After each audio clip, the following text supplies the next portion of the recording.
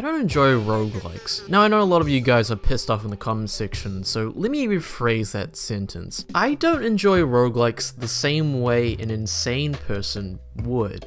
Now, I can understand hitting against the same brick wall for the past 6 hours straight on a boss fight in Dark Souls would feel like. I mean, hell, I've been there multiple times. But Souls-likes never changed. The bosses as well as certain items and chests stay the same no matter how many times you play through these games over and over again. The boss fights are the endgame, and it's so satisfying beating a boss knowing that you've probably been stuck on it longer than most. But hey, at least you beat it, and that's something that people can't take away. Throughout time and time again, you feel yourself getting better, learning when to dodge and hit, telegraphing the boss's attacks, and even learning their fight patterns. I've spent hundreds of hours across most of these Souls games, and it wasn't until I beat my first Souls game, being Dark Souls 1, that I truly understood the pain and struggle as well as the repetitive nature that these games have. From different weapons, spells, and whatever this is, games like Elden Ring let you get creative in terms of whatever fits your playstyle. But the biggest thing about these games is that they teach us to try, fail, learn, and overcome these insurmountable challenges that seem damn near impossible. It's simply trial and error. With roguelikes, however,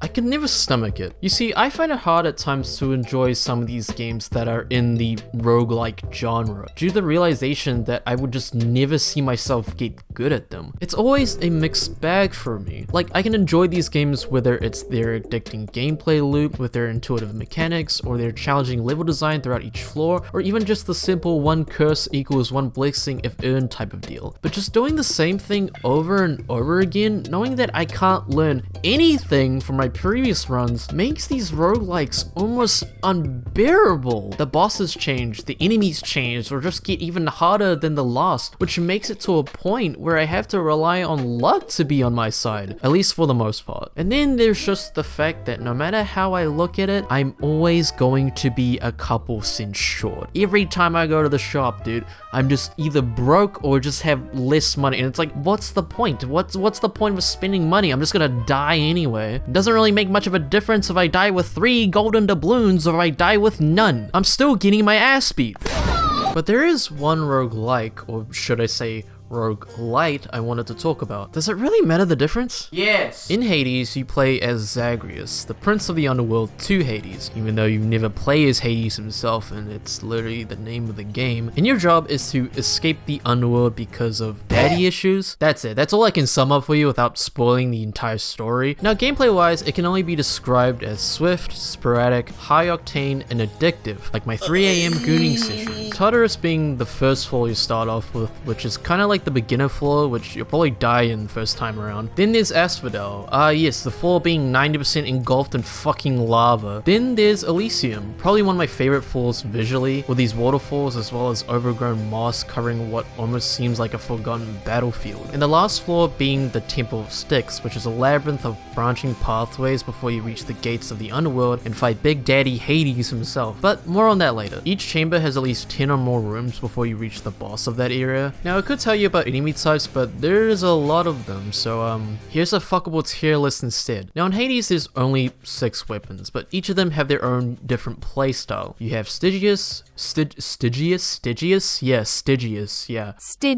which is the first weapon you start off with, a broadsword for hacking and slashing. Her special is like this ground pound move that sends a shockwave that deals damage to nearby enemies. Then you have Varatha, kinda like a spear or trident. You can throw your spear at enemies and call it back to you, as well as holding your attack button to get the spin attack, which looks fucking sick. You have the Aegis shield, and it's the best weapon in the game, that's all I gotta say. You also got a bow for long range, the fists if you want to channel your inner Mike Tyson or Jake Paul. You also have a gun. Then there's boons, which are blessings from the gods that are extremely attractive and make me unquestionably horny. Except Primordial Chaos, he just looks like James Charles. With each boon, you pick one of 3 options. Depending on what god you get, it could lead to different effects on not only your attacks, but your dashes, specials, your cast, and even the call. You can also get duo boons by mixing and matching with certain boons between two gods, as well as legendary boons that require certain boons to get. But I'll just sum up what each god does in terms of enhancing your abilities. Poseidon's boons can inflict knockback on your enemies, Athena's can allow certain abilities to deflect projectiles, Hermes can make you go fast as well as grant you faster cooldowns on your casts and abilities, Zeus can make your abilities chain lightning to more enemies in an area, Aphrodite can inflict weak and charm enemies and is probably one of the most overrated out of all the gods when it comes to a fuckable tier list, Ares inflicts doom which deals more damage, Artemis grants critical damage and probably has one of the most broken calls in the game, Demeter gives your abilities chills so enemies move slower, Dionysus inflicts hangover which is kinda like a poison, just like real life, Chaos is just the fucking dickhead. Now if that sounds awesome for those who haven't tried out Hades, that's not all there is. There are probably 1,000 or so voice lines in this game. Throughout my first playthrough of Hades, I rarely ever saw repeated dialogue, maybe a couple lines here and there from the narrator, but the interactions you have with each character is different each time you die or go back to the main hub area. Although your main goal is to reach the surface and beat the shit out of your deadbeat dad, I couldn't help but to get wrapped up into each character's little side plot. Dying in this game over and over not only brings you closer to the surface to face your dad, but also just getting to know each character's motives and goals as well as their place in the underworld. And for a roguelite, I kinda love it. The story isn't introduced in some way where they tell you everything in the beginning and then for the rest of the game, just go. Usually a lot of roguelikes tend to do this to focus more on gameplay than any sort of engaging or interesting storyline. And obviously I don't think they're bad stories, but they don't provide any sort of substance or value to the core gameplay. Take the Souls series for example.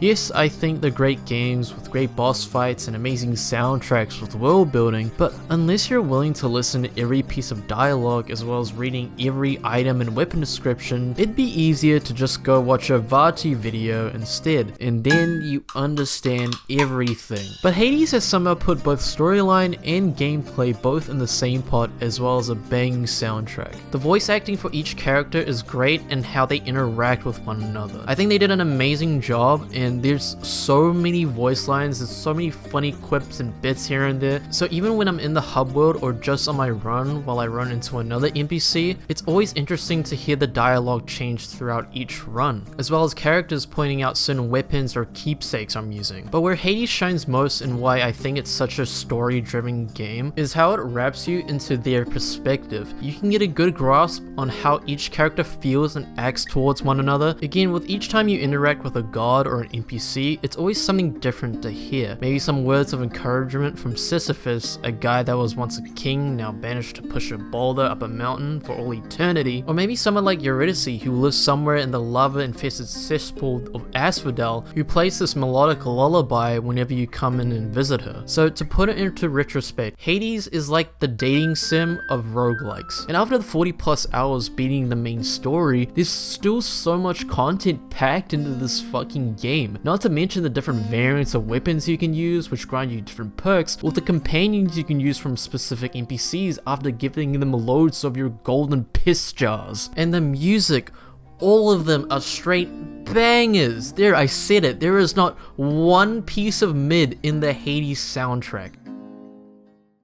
I think if you've never tried a roguelike before or just have zero interest in them like I had before even playing this game, it is honestly worth every penny. Hades has such a great contrast between challenge and variety, as well as an in-depth storyline based around gods and familiar faces of Greek mythology. Supergiant wanted to make something special here, and Hades shows that as you step into its world. Everything in this game is meticulously detailed yet mesmerizing. From the depths of Tartarus to the lava-infested waters of Asphodel, or even the mossy fields of Elysium, there is such a level of detail throughout each biome, but also meeting new faces that have their own little side plots and how they each play a factor in the whole story. Never could I have thought that I would legitimately enjoy roguelikes until Hades changed my perception of them. I think once you try this game out, it is almost impossible to leave, as each death is a clear reminder that there is no escape.